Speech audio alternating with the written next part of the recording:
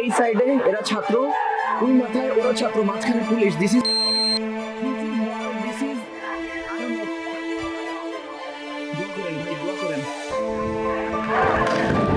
এই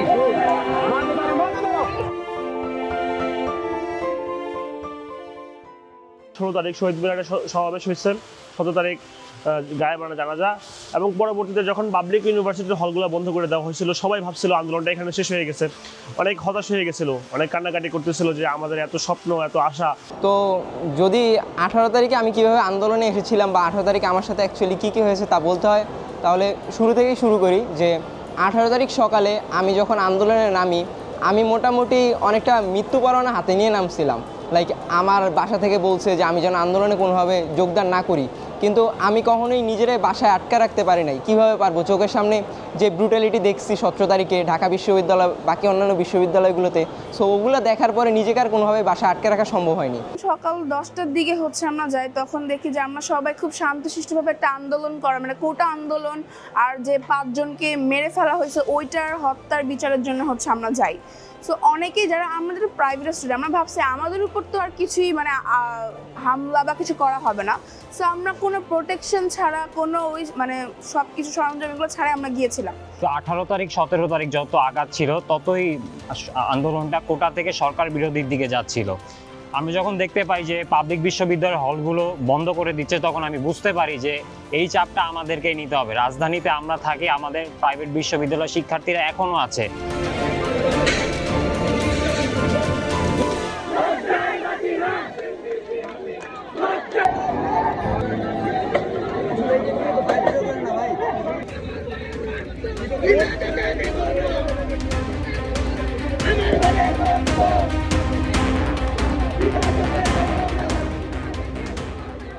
দুপুর তখন মোরালেস লাইক 1টার সময় হবে।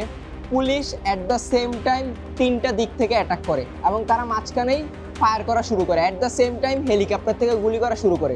সেরকম চতুর্মুখী হামলায় স্টেজের সামনে আমরা যারা আন্দোলনকারী ছিলাম তারা মানে দিক বিদিকে ছুটাছুটি করা শুরু করি।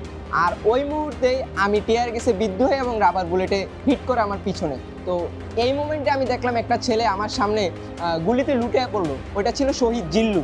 তো তখন আমরা নিজেকে ধরে রাখতে পারি নাই। একটু আগে আমরা যারা আহত হয়েছিলাম বা একটু আগে আমরা যারা প্রাণ ভয়ে পালাইছি এক প্রকার, তারা আমার শহীদ ভাইয়ের লাশ পতাকায় মোড়ানো দেখে আমরা ভেবে নিয়েছিলাম যে মরাটাও এক ধরনের সম্মানের। তো এক পর্যায়ে আমরা লিটারালি দেখি যে ছাত্রলীগের হাতে গান ছিল। ওরা মানে একদম মানে পুলিশের বেস্ট এগুলো পরে অ্যাটাক করতে আসে এবং ওদেরকে পুলিশরা সাপোর্ট করতেছিল।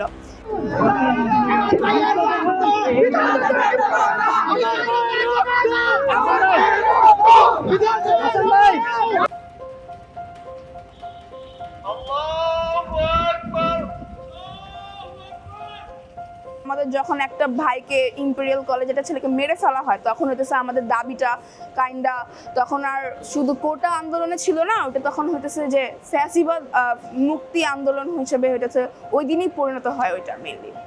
আন্দোলনের সকালের দিকে আমাদের একটা ছোট ভাই শহীদ জিল্লু, সে আমাকে বলতেছিল, সাদিক ভাইয়া তোমরা তো ইউনিভার্সিটির স্টুডেন্টস, এই যে আমাদের ইউনিভার্সিটি গেটেই বলতেছে তোমরা তো ইউনিভার্সিটির স্টুডেন্টস, তোমরা আগে যাও, তোমরা আগে গেলে আমরা যাব। এখন আমি ওকে বলছি যে আমাদের কিছু প্রস্তুতি নেওয়া বাকি আছে, আমরা নিচ্ছি, তুমি একটু অপেক্ষা করে একসাথে যাব। তো ও একটু বেশি জোশ ছিল, মানে সে অনেক বেশি সাহসী ছিল, সেই জন্য সে আগায় যায়। এবং আগায় যাওয়া পরবর্তী সময়ে কিছুক্ষণ পরে জানতে পারি যে সে গুলিবিদ্ধ হয়। পরে আমরা আগায় যাই 30 মিটার দূরে, সেখান থেকে দেখি যে ওর লাশটা আসতেছে। তো মানে ওর যে মাথা হেডশট, ওর যে মাথাটা ওটা আমার হাতে ছিল। এই ফাঁড়িতে গুলি করে স্টেশনে, এই ফাঁড়িতে গুলি করে পুলিশ মেরে ফেলছে।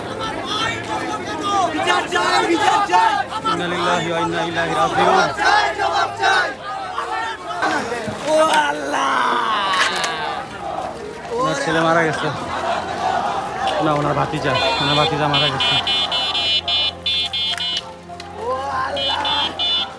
র্যাবের হেলিকপ্টার 3বার আসছে, আয়সা আমাদেরকে স্যালুট দিছে, আমাদের কাছে পরাজয় মেনে নিয়ে ওরা ওদেরকে নিয়ে শান্তিপূর্ণভাবে চলে গেছে। ততক্ষণে আমি যখন আসছি এখানে দেখি একটা লাশ, আমাদের জাতীয় পতাকা দিয়ে পেঁচানো একটা লাশ, আমি আমার নিজের হাত দিয়ে ঢুকাই যখন আমি মেডিকেলে নিয়ে গেছি, ডাক্তার জাস্ট বললো হি ইজ গন।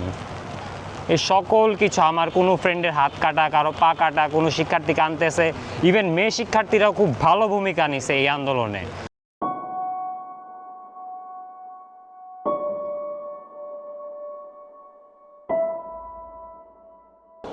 যদি বলতে হয় যে private university BRAC, east West এবং প্রাইভেট ইউনিভার্সিটির শিক্ষার্থী তথা আমি এবং আমাদেরকে রাজপথে একত্রিত করে আন্দোলনের মাঠে কে নামিয়েছে, কে আমাদেরকে রাজপথের দিকে নিয়ে গেল? আমাদেরকে রাজপথের দিকে নিয়ে গেল স্বৈরাচার সরকার শেখ হাসিনা এবং তার জঙ্গি সংগঠন ছাত্রলীগ, যারা আমাদেরকে 2018-তে এবং ধর্ষণ বিরোধী আন্দোলন, নিরাপদ সড়ক চাই এবং কোটা সংস্কার প্রথম দফা আন্দোলন, 3 দফা আন্দোলনে আমরা রাজপথে ছিলাম এবং প্রতিবারই বাংলাদেশে এই জঙ্গি সংগঠন ছাত্রলীগ এবং তথা স্বৈরাচার সরকার বরাবরই আমাদের উপর আক্রমণ করেছে এবং এই স্বৈরাচার সরকার এবং জঙ্গি সংগঠনই আমাদেরকে মূলত রাজপথে নামিয়েছে। আমার অনেক ভাই যাদের হাত পা কুবিয়ে ছাত্রলীগ জখম করেছে, ছাত্রলীগের ব্রুটালিটি ছিল পুলিশের থেকেও ভয়ঙ্কর, কারণ তারা ছাত্র হয়ে ছাত্রদেরকে হাত তুলেছে। তো যত লোকাল পাবলিক ছিল সবাই হচ্ছে আসছে, সবাই হচ্ছে একদম আন্দোলনে।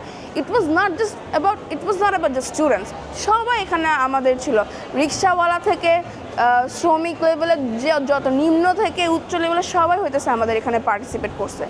18 তারিখ থেকে আন্দোলনের মূল উদ্দেশ্য ছিল সরকার পতন, এই খুনি হাসিনার পতন, যে আমাদের ভাইকে হত্যা করছে।